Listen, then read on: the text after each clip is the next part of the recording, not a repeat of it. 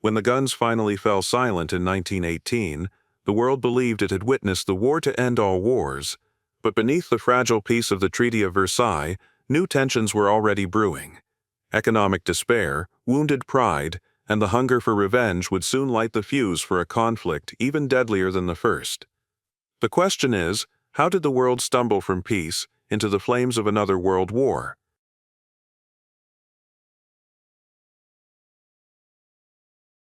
The Treaty of Versailles was supposed to mark the dawn of a new peace, but for Germany it became a sentence of shame. Stripped of its colonies, forced to surrender its navy, and burdened with crushing reparations, the nation was left humiliated and broken. The treaty's Article 231, the infamous War Guilt Clause, blamed Germany alone for the catastrophe of World War I. To many Germans, it was not justice, it was humiliation written in ink. The Weimar Republic, the fragile new democracy that replaced the Kaiser's empire, struggled to survive. Inflation soared to unimaginable heights, banknotes lost their value overnight, and families carried cash in baskets just to buy bread. The streets filled with anger and despair, and whispers began to spread. This is not the Germany we fought for. From that bitterness, dangerous ideas began to grow. Nationalists, extremists, and former soldiers blamed the politicians, the Allies, and anyone they could for Germany's collapse. And in the shadows of that chaos, a man named Adolf Hitler began to rise.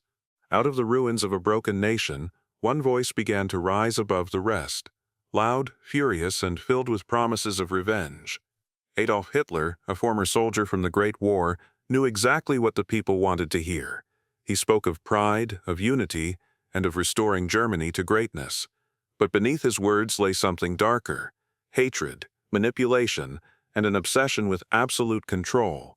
In the smoky beer halls of Munich, Hitler and his followers, the National Socialist German Workers' Party, began to grow. They turned pain into propaganda, fear into fuel, and despair into devotion.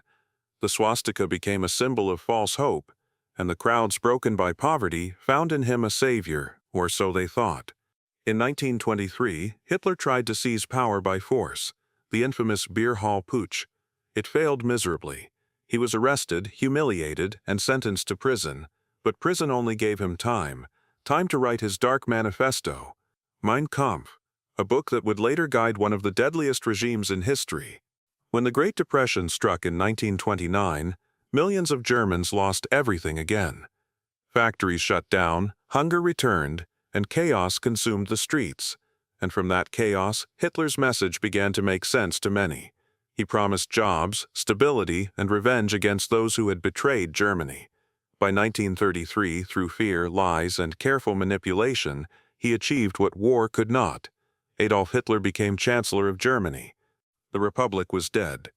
The dictatorship had begun, and Europe was about to face its darkest storm. Once in power, Hitler wasted no time. He saw the Treaty of Versailles not as a binding agreement, but as a challenge to be overcome. Ignoring its clauses, Germany began to rearm on a massive scale, rebuilding its army, air force, and navy with a speed that alarmed the world. His first major gamble came in 1936, when German troops marched into the Rhineland, a demilitarized zone on the border with France. The international community protested but took no action. This inaction was a critical moment.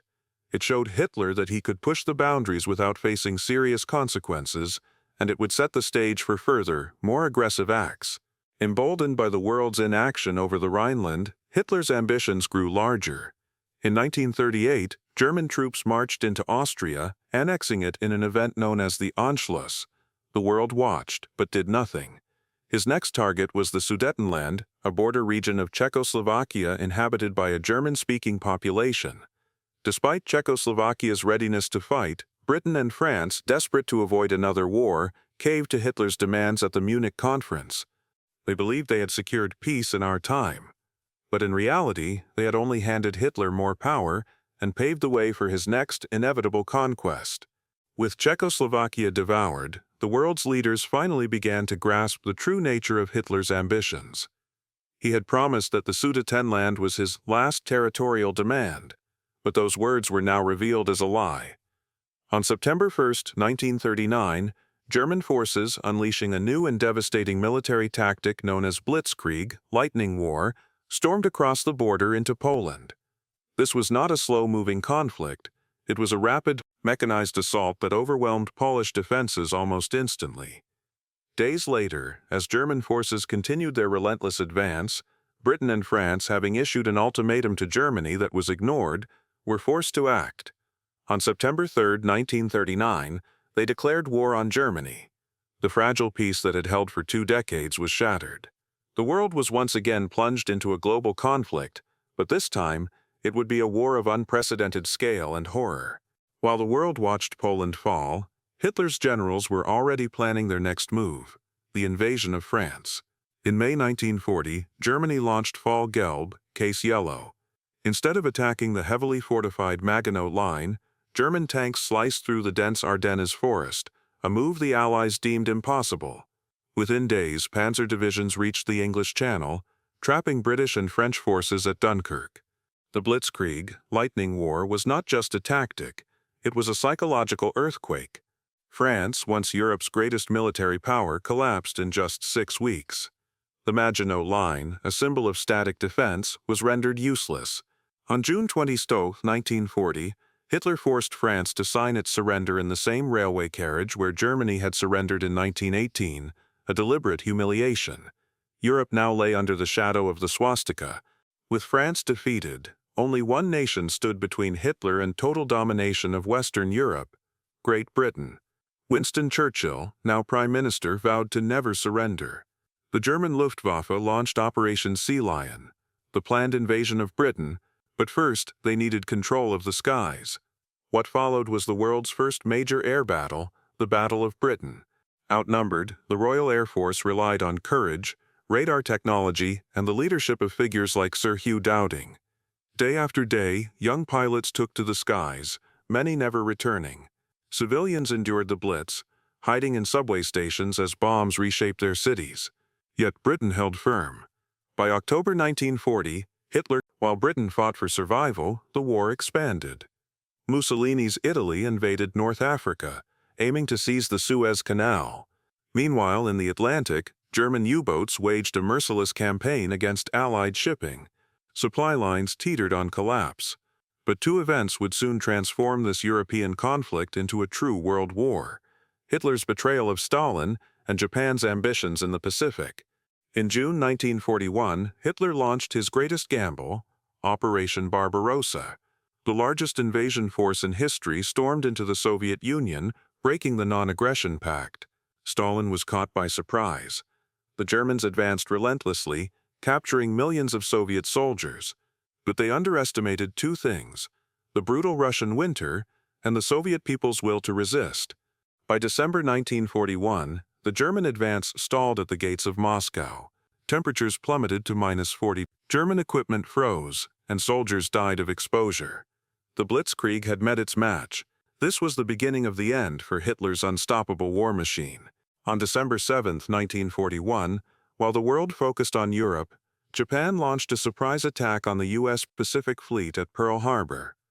In just 2 hours, America was thrust into the war. The next day, President Roosevelt declared it a date which will live in infamy.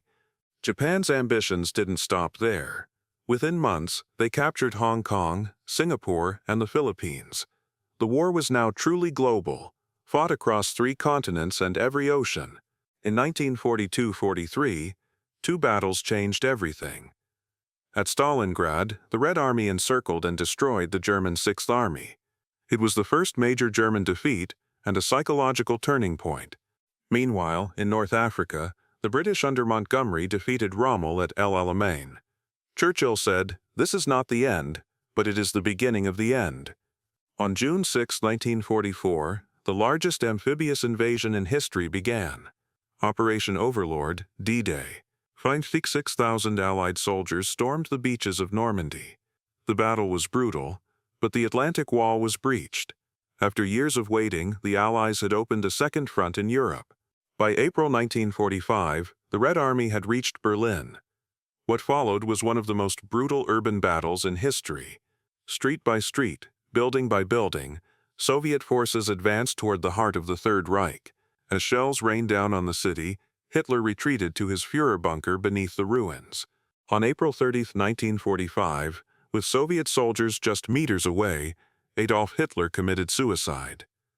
1 week later, on May 7, 1945, Germany surrendered unconditionally. The war in Europe was over. But for millions, the trauma would last forever. In the Pacific, the war raged on. Japan refused to surrender despite overwhelming odds. Then, on August 6, 1945, the world changed forever. The United States dropped an atomic bomb on Hiroshima. 3 days later, a second bomb destroyed Nagasaki. The devastation was unimaginable. On September 20, 1945, Japan formally surrendered aboard the USS Missouri. World War II was over, but humanity had entered a new, terrifying era, the nuclear age. When the dust settled, the world counted the cost. Over 70 million dead. Cities in ruins. Continents reshaped. The Holocaust revealed the depths of human cruelty. The Nuremberg trials established that just following orders was no excuse for atrocity. From the ashes rose new hope, the United Nations, the Universal Declaration of Human Rights, and a determination to never repeat the mistakes of Versailles. The war that began with wounded pride and a thirst for revenge ended with a solemn promise to remember, to learn, and to build a better world. For in the silence after the storm, we are left with one enduring lesson. Peace is fragile, but it is always worth fighting for.